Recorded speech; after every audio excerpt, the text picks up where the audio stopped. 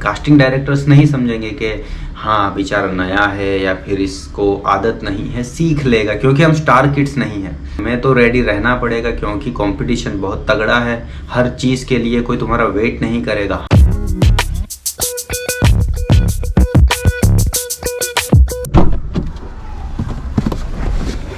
तो hello everyone,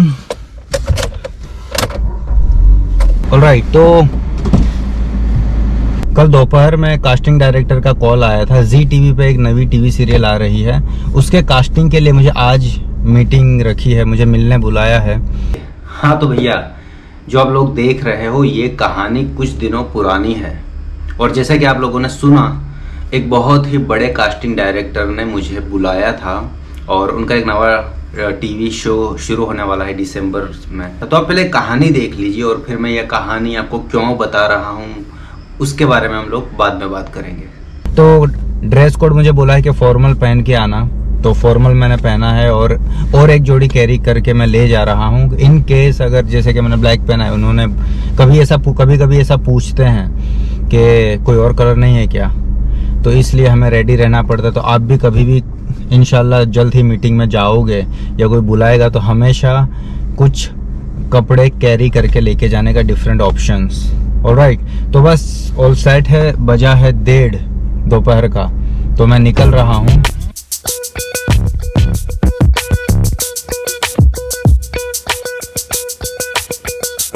तो guys location पे मैं पहुंच गया हूँ। अभी बिल्डिंग में ऊपर जाना है और फिर मीटिंग होगी, और फिर मैं मिलकर आप लोगों को बताता हूँ मीटिंग कैसी रही। एक्चुअली मुझे लगा था कि मैंने मेरे ऑडिशन लिंक्स भेज दिए तो उन्होंने देख लिए होंगे। मैंने कोई तैयारी की नहीं थी, मुझे नहीं पता था कि वो लोग कहेंगे कि यहाँ पर बड़ा सा कैमरा लगा देंगे, 2 बड़ी बड़ी लाइटें, 2-3 लोग पीछे कैमरा के पीछे खड़े हैं और मुझे कहेंगे कि चलो करो। अब मैं रेडी था नहीं, मुझे पता नहीं था कि इस तरह से करना पड़ेगा। तो मैंने शुरू किया और शुरू करते ही मैं हो गया स्टॉप, भूल गया। तो मैंने 10 मिनट मांगी और फिर मैंने परफॉर्म किया, तो पहले ही फर्स्ट टेक में तो फंबल हो गया क्योंकि सडनली पूरा माहौल चेंज था। मैंने बोला कि मैंने आपको ऑडिशन लिंक्स तो भेजे ही हैं, वो देख लीजिए। तो उन्होंने बोला कि नहीं, हमें यहाँ पर शूट करना है प्रॉपर लाइटिंग वगैरह में। तो ये बात मैं आप लोगों के साथ इसलिए शेयर कर रहा हूँ क्योंकि ऐसा होता है। फिर मैंने उनसे 10 मिनट मांगी और फिर मैंने थोड़ा कॉन्फिडेंस गेन किया। मैंने सोचा यार मैं इतना अच्छा तो करता हूँ, ये क्या हो गया तुझे। और फिर मैंने 4-5 टेक देने के बाद एक थोड़ा अच्छा हुआ। उसने कहा कि ये अच्छा है लेकिन सेफ्टी के लिए हम एक और ले लेते हैं, तो फिर उसके बाद एक दिया, वो उससे ज़्यादा अच्छा था। तो इन शॉर्ट हमारा काम हो गया। हम घर में हमेशा शूट करते हैं, वो हमारा कंफर्ट जोन होता है, हमारे कंफर्ट की जगह होती है, हम पूरा दिन वहाँ रहते तो एक कंफर्ट बना रहता है। सडनली लोकेशन चेंज होता है, रूम चेंज, लाइटें लगी है, बड़ा कैमरा है, एक बंदा खड़ा है कैमरे के पीछे, तो ये सारी चीज़ें मैटर करती है। तो मुद्दे की बात शुरू होती है अब, क्यों मैं आप लोगों को पुरानी बातें बता रहा हूँ और ये सारी बातें कर रहा हूँ।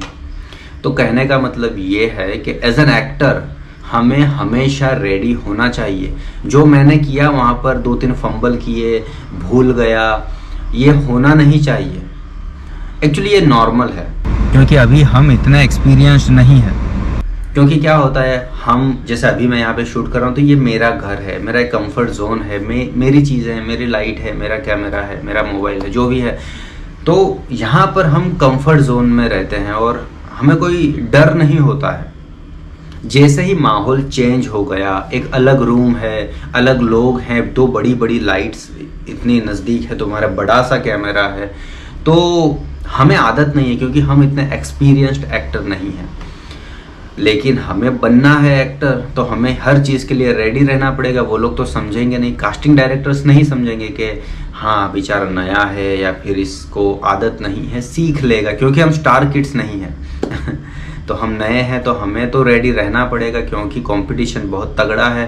हर चीज़ के लिए कोई तुम्हारा वेट नहीं करेगा, हमें खुद ही अपने आप को तैयार करना पड़ेगा। तो अब ये वीडियो बनाने के पीछे मेरा मकसद यही है कि जब मैं वहाँ से निकला और घर पे आया, खाना खाया, जिम गया, 2 दिन, 5 दिन, 6 दिन, मेरे दिमाग में बस यही चलता रहा। मतलब कॉन्फिडेंस लेवल मेरा डाउन हो गया था। मैं क्यों नहीं कर पाया, जितना अच्छा मैं घर पे करता हूँ उतना अच्छा मैं क्यों नहीं कर पाया। जो कि रीज़न हमें पता है कि होता है, ऐसा आदत नहीं है, लेकिन क्यों इसे अच्छा नहीं कर सकते, हमें प्रैक्टिस करनी पड़ेगी। और फिर तो काफ़ी रिसर्च करने के बाद मुझे ये एक बुक मिली, माइकल शर्ट की ऑडिशन।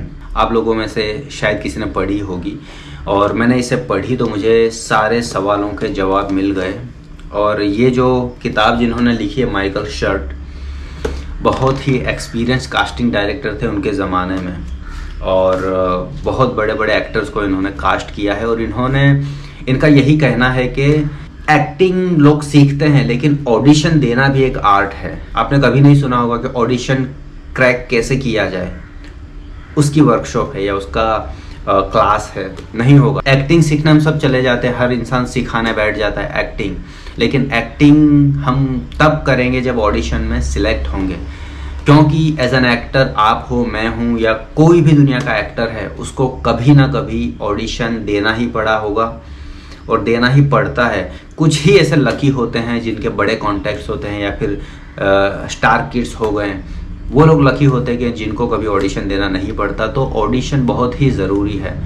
हम जैसे लोगों को तो अगर हम 1-2 फिल्म कर भी लेते हैं, फिर भी ऑडिशन देकर अच्छी फिल्म में रोल मिलता है। तो ऑडिशन के लिए क्यों ना हम खुद को रेडी कर लें।